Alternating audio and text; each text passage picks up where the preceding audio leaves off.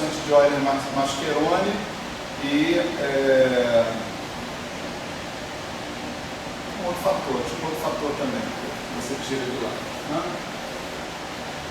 Os LN de 4 picos, coisas desse tipo. São coisas artificiais, são introduzidas mesmo pela regularização funcional. Isso é MS e barra. O MS subtrai só o que é divergente e acabou, mais nada. Não subtrai mais nada. Né? Então,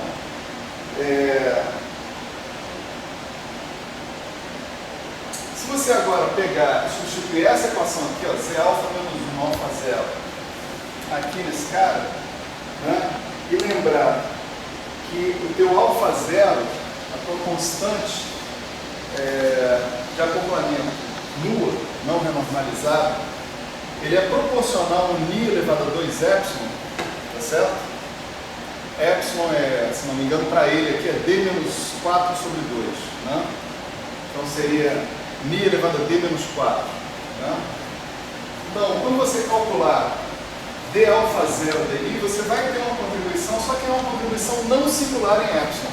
É uma contribuição que vai para zero quando o epsilon vai para zero.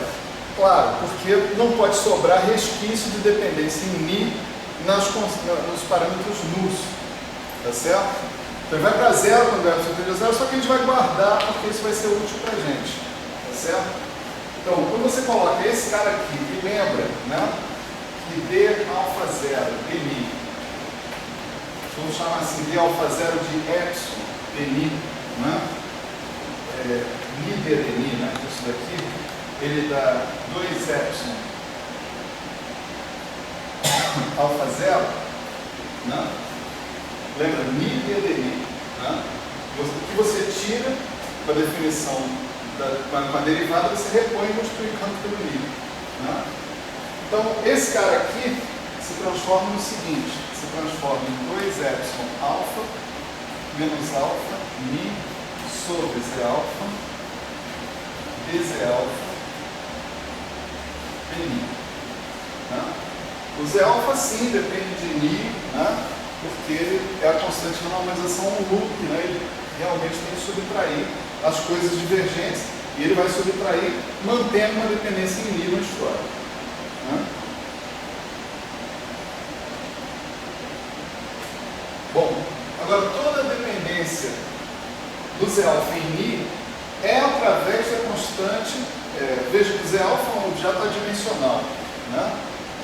E essa dependência do Z alfa em ni vai se dar através da constante de acoplamento. Então você pode substituir a sua derivada em relação a ni, né, numa derivada em relação a alfa vezes a derivada de alfa em relação a ni, tá certo? A derivada de alfa em relação a ni, você pode voltar a escrever como sendo a própria função beta lá de volta. Né? Então, essa equação aqui ainda vira 2 epsilon alfa menos alfa 2 beta de alfa epsilon 1 sobre Z alfa dZ alfa d alfa. Tá? Você lembra que o teu Z alfa possui essa expansão em potências de 1 sobre epsilon, né? Você poderia escrever isso aqui assim, 1 mais somatório n igual a 1 até infinito, Z alfa n de alfa sobre epsilon elevado a n. Certo? Então isso aqui seria o Z alfa 1 e esse aqui seria o Z alfa 2. Certo? Agora olha só, por outro lado, né, esse é o mesmo objeto que está aqui, a dependência dele em epsilon está totalmente dada. Quando você fizer epsilon ir para zero, ele tem que te dar a função beta que vai aparecer lá, função beta exata que vai aparecer lá na equação do grupo de renormalização. Então você conhece a dependência desse cara em epsilon. Ele não pode ter singularidades em epsilon, porque ele está se referindo a uma quantidade renormalizada. A definição dele é de uma quantidade renormalizada. Está vendo? Faz epsilon ir para zero aqui, você vai ter alfa renormalizado independente de epsilon, finito, ni de alfa de mi é igual a alfa beta. Beta de alfa. Certo? Então ele não pode ter singularidade sem epsilon, ele pode sim ter uma dependência em epsilon, né? Mas não singular. Essa dependência em epsilon não singular já está explicitada aqui, ó. Tá certo? O que sobra é uma constante que vai ter que ser o que sobra quando você faz epsilon indo para zero. Então o fato da teoria ser renormalizável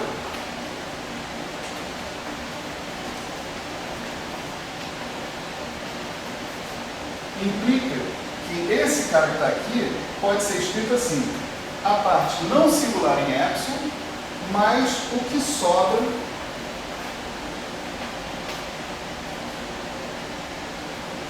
quando eu faço epsilon tender a zero. Quando eu faço epsilon tender a zero, tem que ser alfa beta de alfa. Portanto, aquele primeiro membro que está ali tem que ser isso por conta da teoria ser uma teoria renormalizada. Maravilha. Né? Agora eu pego e coloco isso aqui desse lado, coloco isso aqui também aqui, nesse mesmo membro, tá certo? Expando Z alfa desse jeito e comparo potências de 1 sobre epsilon, dos dois lados da equação. Só uma continha desse tipo.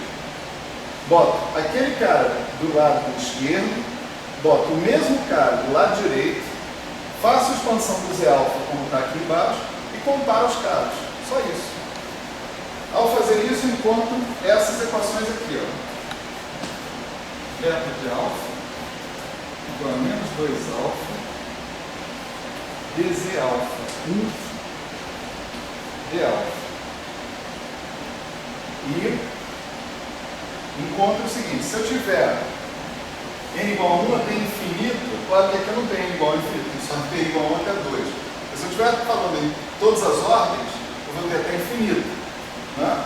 Se eu colocar essa equação que está aqui, eu posso colocar ali e vou ter uma equação recursiva entre essas ordens Z alfa n, Z alfa n menos 1, Z alfa n mais 1. Né? Isso vai dar o seguinte: 2 alfa dz alfa n mais 1 d alfa igual a menos beta de alfa Z alfa n mais alfa dz alfa n d alfa. Então, a derivada Z alfa n mais 1 d alfa está relacionada com Z alfa n, cara da ordem anterior. Tá certo? Essas equações aqui, elas têm que se satisfazer identicamente. De fato, se a gente substituir ali, por exemplo, para n igual a 1, né, você vai ter o Z alfa 1 mais alfa dz alfa 1 d alfa do lado direito é igual a 2 alfa dz alfa 2 d alfa lado esquerdo. E você vai tirar dali que d1 mais d2 alfa 2, né, tem que ser igual, vezes beta de alfa, tem que ser igual a 2 alfa d3. Né, algo assim. Se você substituir lá, as coisas vão funcionar. Né? Porque tem que funcionar, porque a teoria é renormalizada. Quer dizer, se elas não funcionarem, a sua hipótese não está boa. A sua teoria não é renormalizada, ou você não calculou direito as suas constantes de normalização, etc. e tal. Mas o que interessa dessas equações é a primeira. Olha só. Essa primeira equação aqui é a receita para calcular a função beta nessa ordem. Você tem a função beta é menos 2 alfa vezes a derivada em relação a alfa desse coeficiente aqui. Veja, esse coeficiente aqui é finito, né?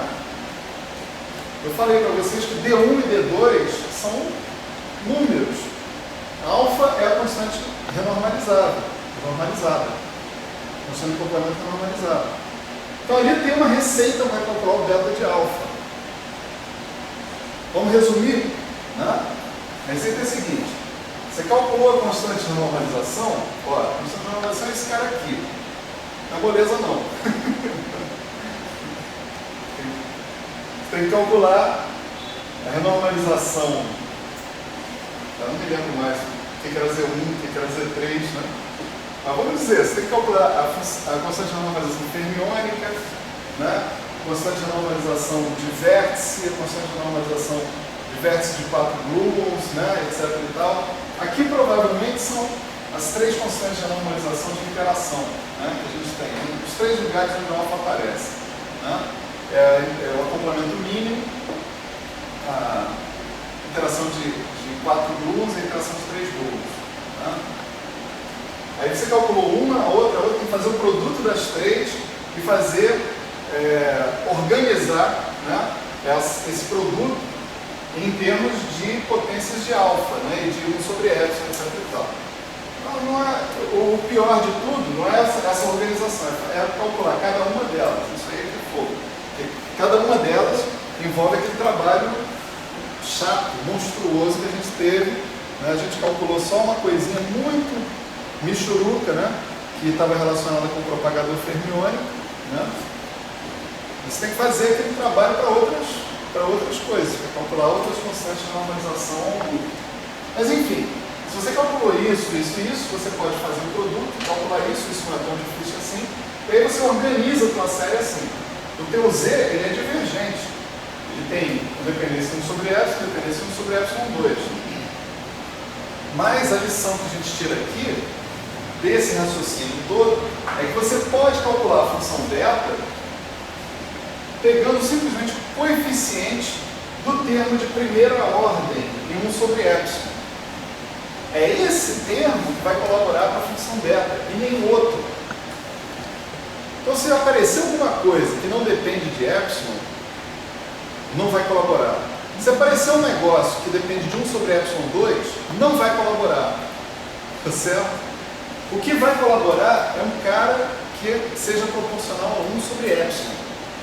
Então você já pode isolar na conta que você está fazendo da tua função de Green os termos que vão colaborar para a tua função beta.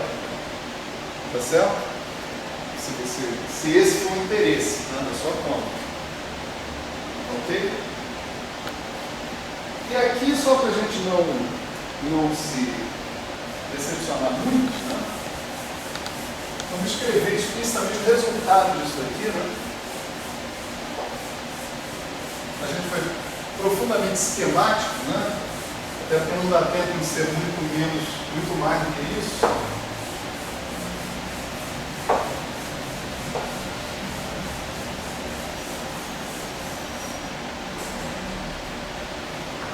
Mas a gente tem que o beta de alfa vai ser alfa sobre i beta 1 mais alfa sobre i ao quadrado beta 2. Tem mais gente por aí, onde essas constantes beta 1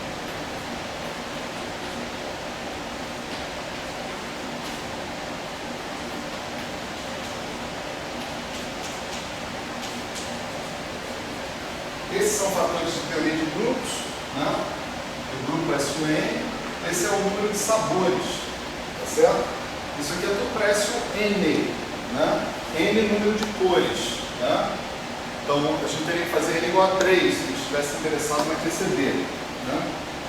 E beta 2 é 1,5 menos 17,6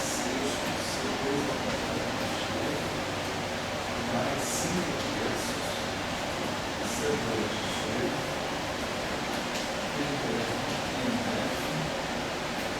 mais C2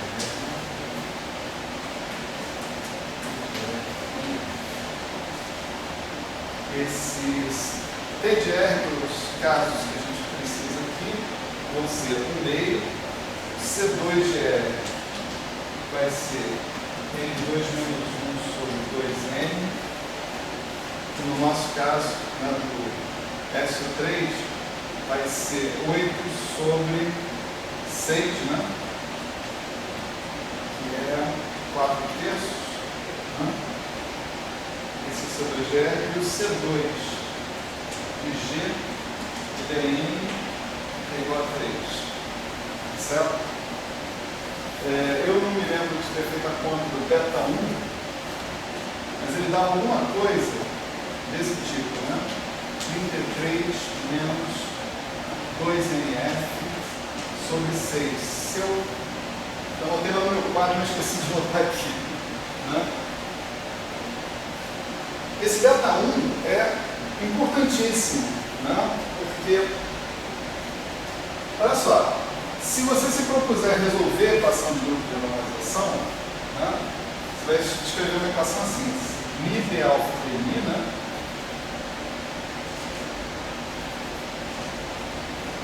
é igual a alfa beta de alfa. Né?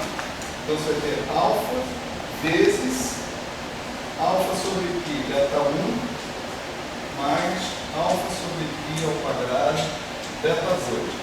Se você se dispuser a fazer a coisa, né, só em primeira ordem alfa, né, esse segundo termo aqui vai embora e você fica com uma equação desse tipo: alfa 2 beta 1, né, sobre π. Você pode resolver essa equação e você vai encontrar um comportamento, né, para a tua constante de acoplamento, né, efetivo. Vou botar aqui.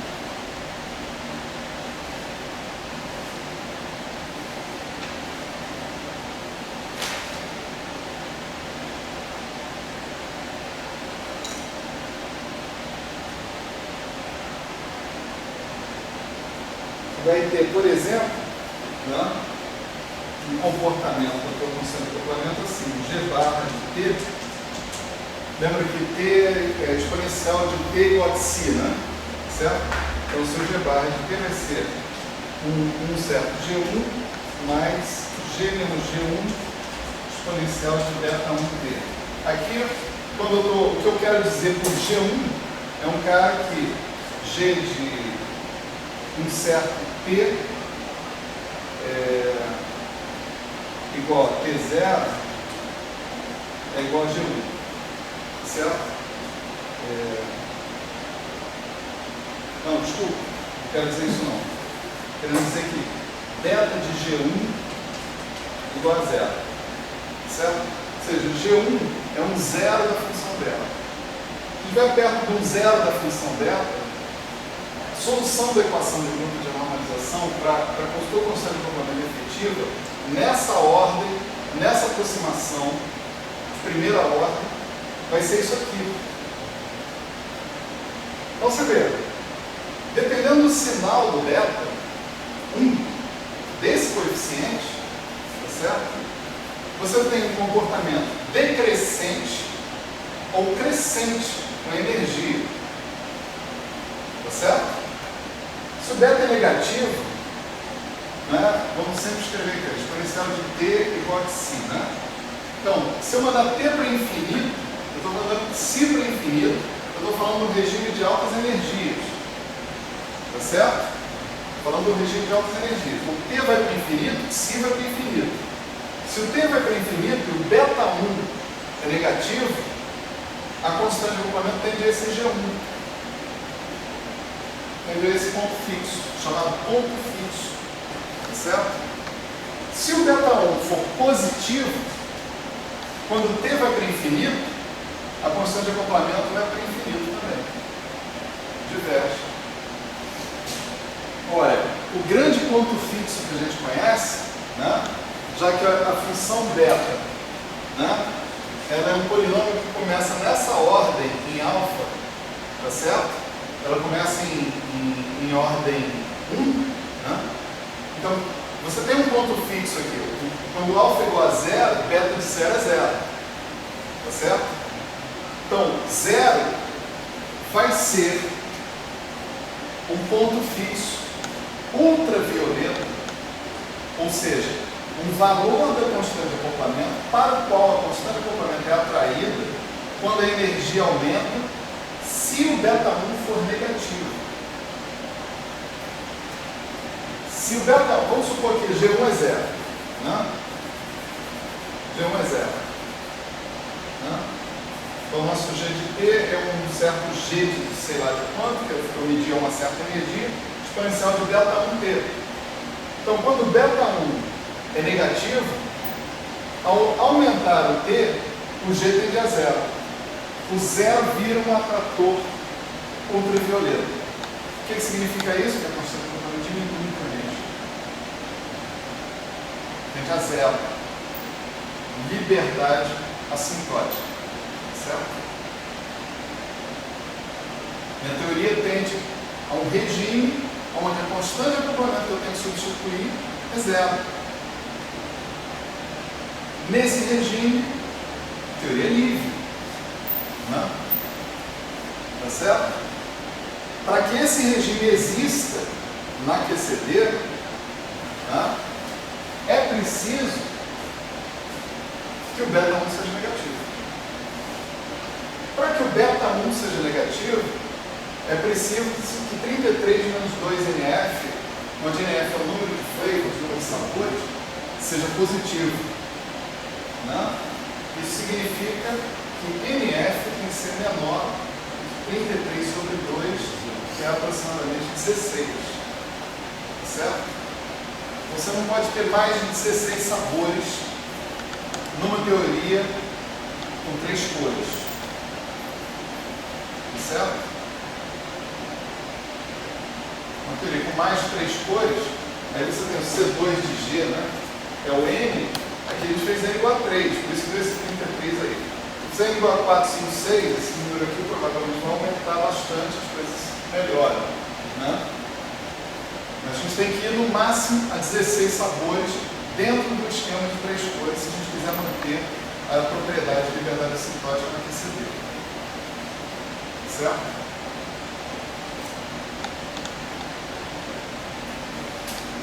Beleza. Então, eu acho que isso aí tá bom. Né?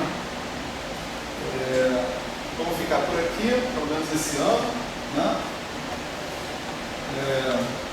Há promessas não realizadas já do ano passado.